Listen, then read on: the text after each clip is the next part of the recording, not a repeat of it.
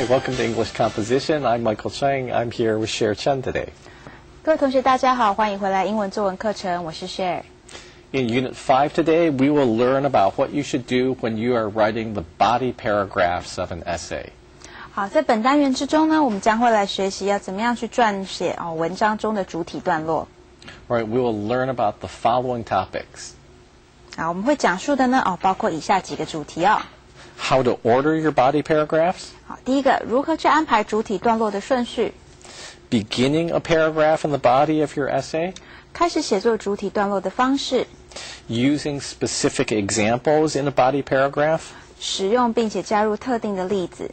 And ways to conclude a paragraph in the body of your essay. 为主体段落收尾的一个方式。All right, let's start now by explaining what a body paragraph is.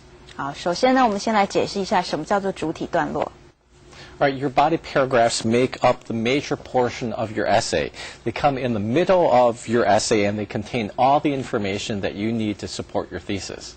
好，所谓的主体段落呢，它占了文章的大部分的篇幅哦，而且它是出现在文章的中间。那它的主要的目的呢，是包含了支持文章的主旨叙述的各式各样的资料。Right, and your body paragraphs will be very similar to the kind of paragraphs that you wrote during the first semester of this course in English Composition 1. 好，那在这个主体段落中，每一个小小的段落呢，都跟各位在第一学期中学习到写作段落的方式是一样的。Right, so now each of your paragraphs should have a topic sentence that states the main idea of your paragraph, and you should also have specific examples to give clear details to support your ideas. 好，每个主体段落呢，应该都只能包含一个主要的论点，而且呢，在每一个论点之中，我们又会再加入几个这个所谓的支持的句子。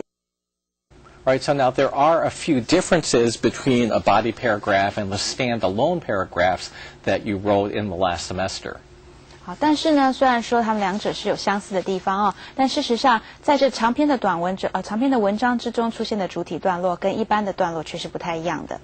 Right, first of all, each body paragraph should only contain information about one of the major points that you're trying to make in your essay. 好，那第一点它的不同呢，是在于说每一个主体论述它应该都要包含一个主题，这个主题呢其实只是在整篇文章中所有主题中的其中一个小项目。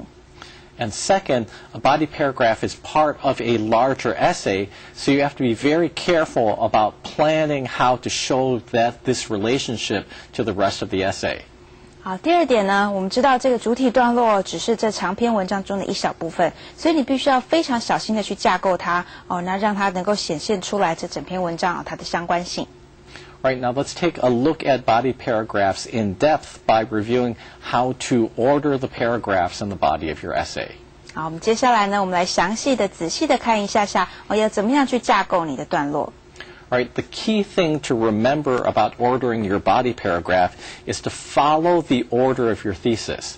And this means that you should present the topics in your body paragraphs in the same order that they were presented in your introductory paragraph. 好，我们知道呢，这个最主要的一点你要怎么样去架构它其实主要还是来看你的这主旨叙述里面是怎么样的去陈述。那这代表着呢，你应该要按照你主旨叙述中提起每一个想法的顺序来架构你的文章的顺序。Right, now let's look at the thesis statement from the My Favorite Relative essay. 好，接下来我们再来看一下我们的这个我最喜欢的亲戚这篇文章中的主旨叙述。Right, it says, I think he is odd because of the way he looks and the way he acts, but Uncle William is still my favorite relative. 好，在这个文章的主旨叙述说到呢，我觉得他很奇特因为他的长相以及他的行为，但是威廉叔叔仍然是我最喜欢的亲戚。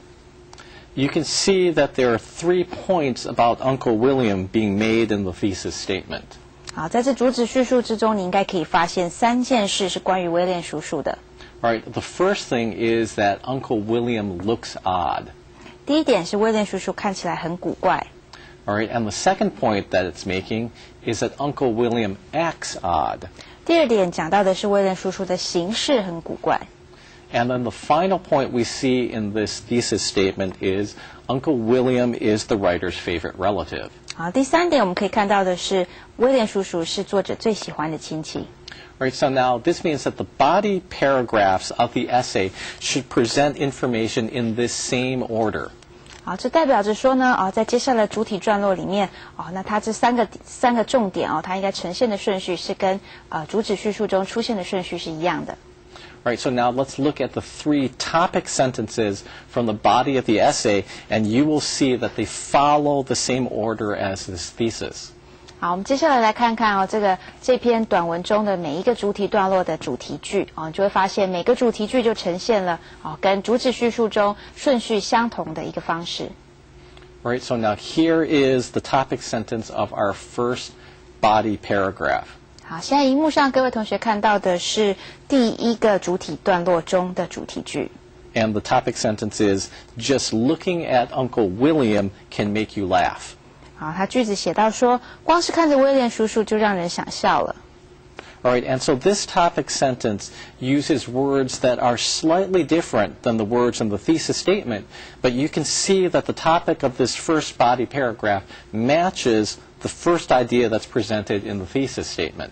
好，你会发现呢，这个主题句它用的字和我们所谓的主旨叙述中是不太一样的，但是你会发现到这个第1个段落的主题，它就和我们在主旨叙述中所提到的第1个想法是一样的。Right, so now let's go on and take a look at the next topic sentence from the body of the paper. 好，我们接下来看到的呢是第2个主体段落中的主题句。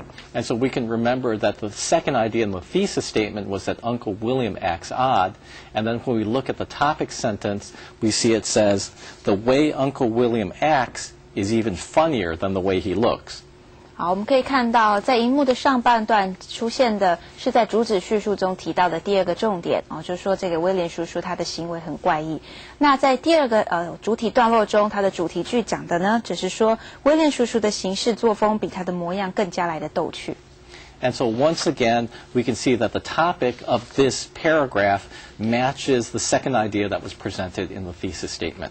好，那再一次的，我们也发现了，在这个第2个主体段落中的主题句它也和主旨叙述中提到的第2个想法是相符合的。Right, now let's go on and take a look at the topic sentence of the 3rd body paragraph. 好，接下来看看第3个主体段落它的主题句。All right, and so we can see here that in the thesis statement, the final topic was that Uncle William is a favorite relative. 好，那在我们的主旨叙述中呢，第3个提到的这个重点呢，是威廉叔叔是我最喜欢的亲戚。All right, so now let's read the topic sentence, and it says, even though he looks and acts funny, Uncle William is my favorite relative because he always takes the time to listen to me. 好，我们也可以看到，在第3个主体段落中，他提到的主题句说的是这样子的：虽然威廉叔叔的外表跟举止都很好笑，但他是我最喜欢的亲戚，因为他总是愿意花时间听我讲心事。And so we can see that this 3rd body paragraph also focuses on why Uncle William is the writer's favorite relative. And so it matches the 3rd idea that was presented in the thesis statement.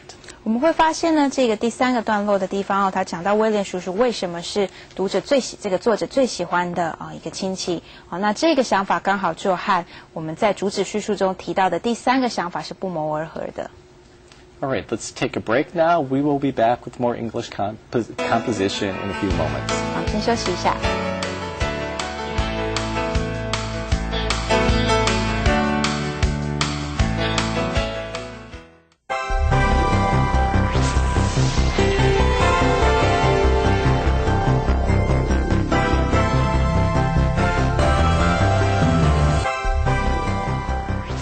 Okay, welcome back to the second segment of English composition. In this segment, we're going to look at some strategies for starting and continuing the body paragraph.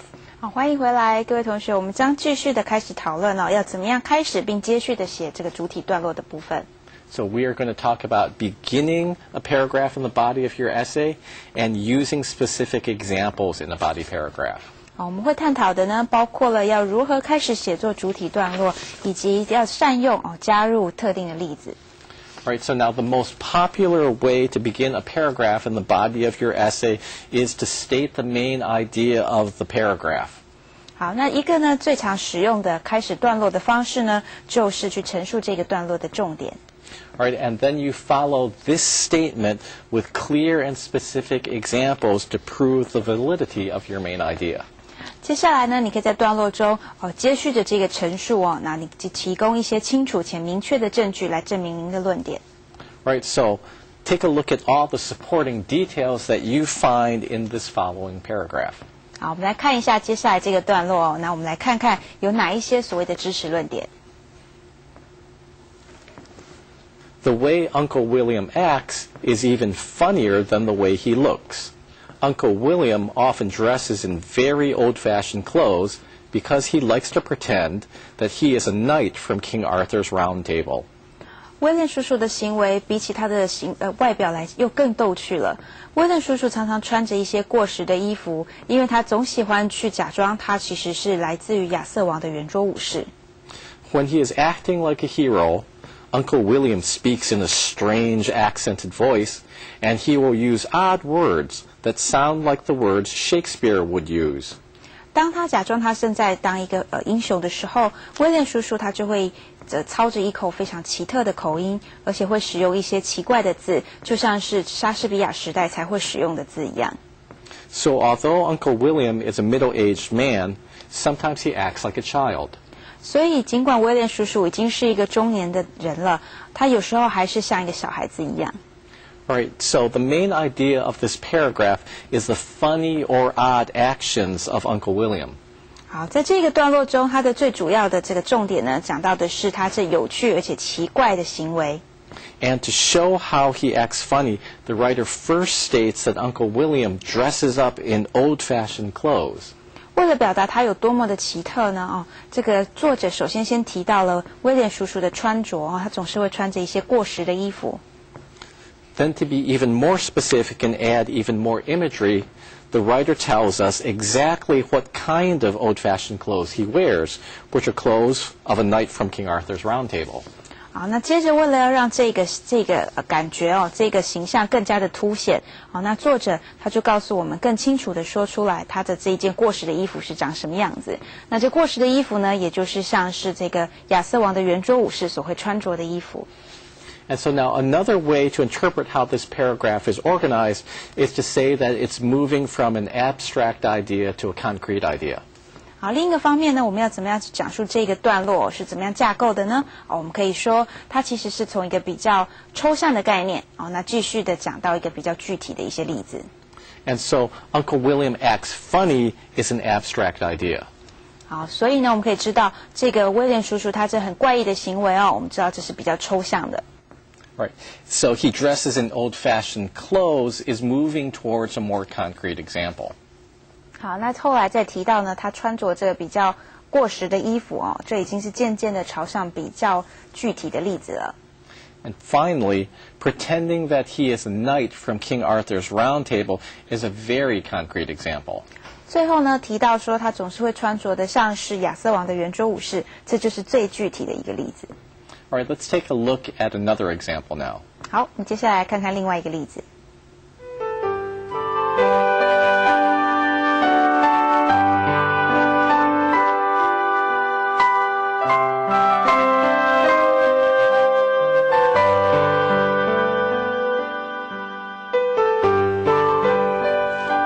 Everybody likes my friend Mike. First, Mike is a really friendly person. He has also had many interesting experiences, and he is a great storyteller. Finally, he is quite kind and will always lend a hand to a person in need. 每个人都喜欢我的朋友 Mike。首先呢 ，Mike 是一个非常友善的人，他有很多有趣的经验，所以他也是一个很好的这个讲故事者。最后，他是非常的和善，非常的大方，而且他总是会愿意帮助这些需要的人。So now this paragraph has some good reasons why people like Mike, but it doesn't really allow you to really feel who Mike is. We can improve it by adding some concrete examples, though. 好，我们刚刚看到这个段落呢，我们会发现呢，尽管我们知道这个 Mike 是一个好人，但是这个段落中却不能够提供我们这个更具体的一些看法，让我们知道 Mike 到底是一个什么样的人。所以呢，我们可以把它再更加的这个改善哦，让它增加一些更具体的例子。All right, so let's take a look at this other example. Everybody likes my friend Mike. Whenever a new person comes to visit our association, Mike is always the first one to go and greet the guest. 每个人都喜欢我的朋友 Mike。当有新的这个来宾到我们的机构来时 ，Mike 总是第一个走过去并迎接他的人。He always has a warm smile on his face, and his hearty handshake always makes the guest feel welcome. 他总是带着一个温暖的笑容在他的脸上，而且他的非常真心真意的这握手，总是让这来宾觉得非常的受到欢迎。Right, so now this is just the beginning of the paragraph. We can see it already gives us a much clearer image of who Mike is. 好，尽管呢，这可能只是这个段落的一开始哦，我们却已经可以感受到这个 Mike 啊，他却有一个非常的明确的一个形象呈现出来了。And so we can see it has a very specific example, such as he's the first one to go greet the guests. 好，我们可以从这里可以看到呢，是一个非常明确的例子哦。他讲到说，每当有人来拜访我们的机构的时候 ，Mike 总是会第一个走出去迎接这个客人。And then when it has words like warm smile on his face and also hearty handshake, these are also very concrete examples that show why everybody likes Mike. 那同时接下来的段落中还提到他有非常温暖的笑容，以及非常诚心诚意的握手。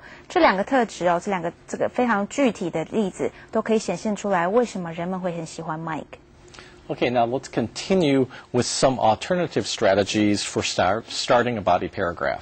好，接下来呢，我们再来看看一些其他可以使用的一些策略。Right, another way is to echo an idea from another paragraph. 好，另外一个方式呢，就是与其他的段落主题做一个呼应。Right, so now let's take a look at two topic sentences from the writing model. 好，我们来看一下这两个例子哦。The first one is, just looking at Uncle William can make you laugh. 光是看着威廉叔叔就让人想笑。Right, and then the second topic sentence we're going to look at is, the way Uncle William acts is even funnier than the way he looks. 第二个句子说到呢，威廉叔叔的行事比他的模样更加来得逗趣。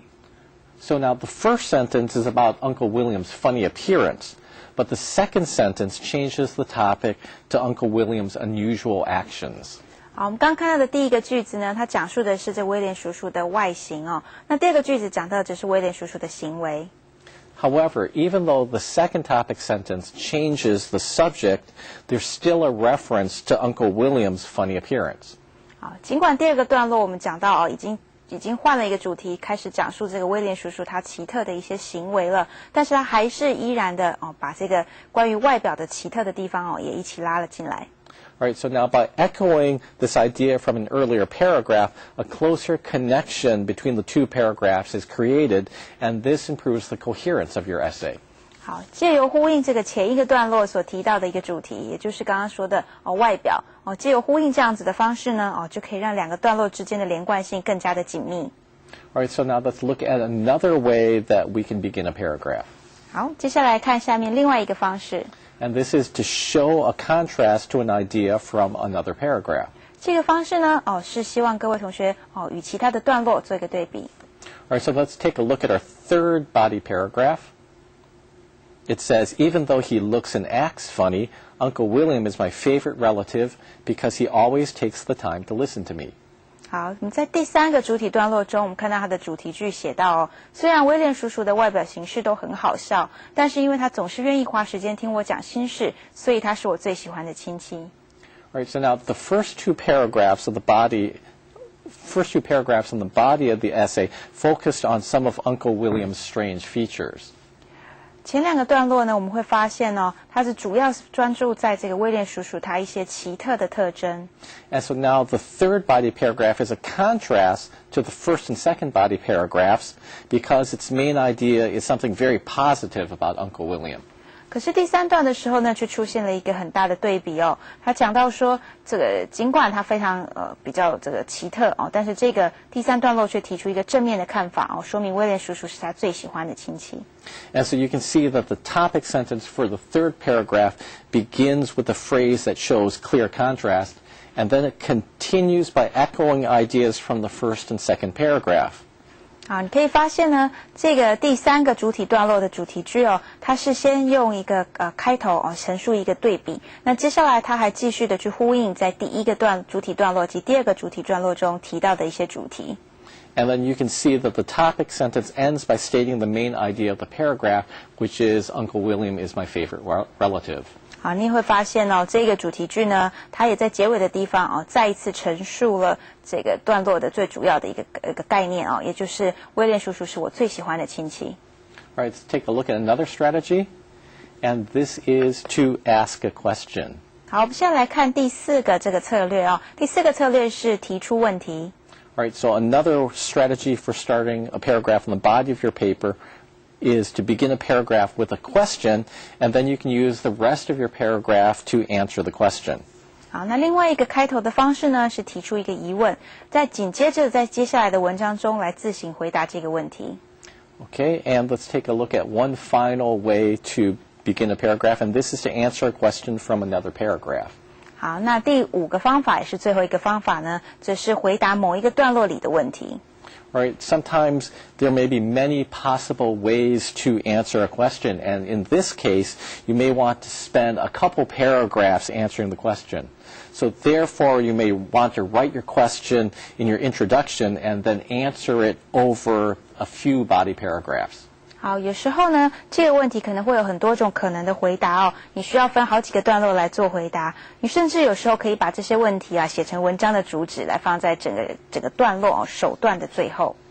All right, let's take a break now. We will be back with more English composition soon. 好，我们先休息一下，我们待会再回来。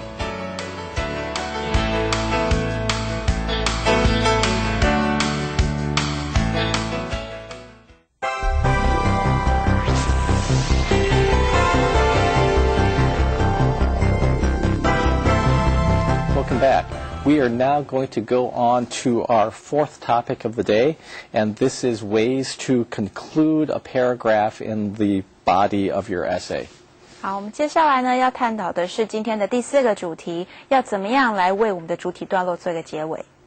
All right, so now if you have an assignment in which you're going to write a single standalone paragraph about a topic, you want to finish your paragraph with a concluding sentence. And this sentence will summarize the main points of your essay. 好，平时各位同学写作业的时候呢，如果作文的题目只要求你写一个段落，那在段落的最后呢，会需要一个结论。这个句子呢，可以概括整个段落的内容。Now, when you're writing a longer essay, you may or you may not want to have a concluding sentence for each of the paragraphs in the body of your essay. 好，但是当你在写作一个所谓的短文的时候呢，这样的结尾却是可有可无的。And so think about how an essay is constructed. You have an introductory paragraph which states the main idea of your essay. You have a concluding paragraph that will review or tie your ideas together. And so therefore in each of your body paragraphs, if you have a short or a simple idea, you may not want to have a concluding sentence. 好，在短文之中呢，会有一段所谓的开头引言来陈述文章的主旨，也会有一段所谓的结尾的段落呢，来重述或者是整合所有提到的重点。因此呢，在所有的主体论述的段落之中，你只需要简短的陈述单纯的意见，你不需要非得加上结尾句不可。Right, so now in the following paragraph, all the support sentences focus on Uncle William's funny appearance. 好，那接下来我们会看到这个范例的段落它每一个句子都着重在描述威廉叔叔的怪异外形。All right, so now let's take a look at one of the paragraphs from the writing model. It says, just looking at Uncle William can make you laugh. He's a tall, skinny man who just turned 50 last week. He looks like a stick figure. 好，他这里说到呢，威廉叔叔光看着他的外形就会让你想笑。他是一个很高很瘦的男人，上个礼拜才刚满50岁，他看起来就像根细竹竿一样。In addition, his head is bald, he has a big thick mustache that jumps all over his face when he is talking, He has big ears that stick out from the side of his head. Uncle William's ears wiggle whenever he laughs. 除此之外呢，他的头是秃的，而且呢，他有一把大胡子，每当他讲话的时候，就会在他脸上跳动。他还有一双大耳朵，这耳朵贴在他脸的两侧。威廉叔叔的耳朵呢，每当他笑的时候，就会抖动。All right, and so here there's no concluding sentence. Now, if we look at the next example, we'll see that there's a concluding sentence. 好，我们会发现呢，在这个例子之中，它并没有所谓的结论句哦。但是我们接下来看下一个例子，你就会发现它有结尾句。As you can see that actually the second example on the right is exactly the same, except we added this concluding sentence. These reasons make me feel that Uncle William is very funny looking. 好，你会发现呢，这左右两边呢其实是相同的内容，只除了在右边这边啊，它的文章最后呢加上了所谓的结尾句。And so in this example, the idea of Uncle William having a funny appearance is actually very easy to understand. It's not a really complicated idea, so it's not really necessary to have a concluding sentence. 一个人的长相很奇特哦，这件事本身并不难了解，所以并不需要特别的加上结尾，再一次去重复。So we can just say that it's not really necessary to add a concluding sentence because it's just repeating the same idea that we're going to have in the concluding paragraph and repeating an idea that we had in the introduction. 此外呢，关于威廉叔叔他的这个相貌的奇特哦，其实在主旨叙述中已经介绍过了，在这个段落的主题句中又出现了一次，在同一段的结论又会再出现一次，所以事实上并不需要再出现这样的结论呢，这样是多此一举的。However, if we have a longer or a more complex idea, then you will want to have a concluding sentence. 然而呢，当我们的段落如果是在讲述比较复杂的一些概念的时候，当然最好还是要加上结尾句。And that's because this gives you one extra chance to make sure that your reader understands exactly what your idea is. 那因为结尾句的作用呢，就是在提供给你多一个机会，去确保读者能够了解你的看法。All right, so let's look at another example of a paragraph that does have a concluding sentence. 好，我们再来看看下一个例子，是拥有这个所谓结论句的句子。Right, so in this example, it's talking about Uncle William's odd actions. 好，这个段落讲到的是威廉叔叔他这奇怪的行为哦。And so it has many examples we talked about earlier. Let's take a look at the bottom of it. 好，我们来往下看看在这个段落中他会提到的部分。And so when we get to the very end, we see our concluding sentence. So although Uncle William is a middle-aged man, sometimes he acts like a child. 好，我们往下看之后，看到他的结尾句，他提到说，虽然威廉叔叔已经是中年人了，但他有时候他的行为还像个孩子一样。And so you can notice how the concluding sentence tries to take the main idea of the paragraph and restate it in a completely different manner. So instead of just saying that Uncle William acts funny or unusual, it states that Uncle William acts like a child. 好，你会注意到呢，这个句子它是如何的把这个段落的主旨用了一个不同的方式再做一次复述。作者不再是只是平铺直叙的说这个威廉叔叔的行为怪异，而是叙述他虽然身为中年人，但他的行为却活像个小孩子。All right, let's take a look at another example of this same paragraph. We can see in this example it says, so although Uncle William is a middle-aged man, sometimes he acts very unusual. And so we can see here, this concluding sentence doesn't really add anything. It's not really necessary at all. 好，我们会发现呢，在这个例子里头结论句和首段引言提到的主旨的用字是非常的相似的。它并没有为这篇短文再增加其他新的资讯，光是说威廉叔叔很特别，这效果并没有非常的好。All right, thanks for joining us this week for English Composition. We will be back again next week. 好，谢谢各位同学的加入，我们下个礼拜再见。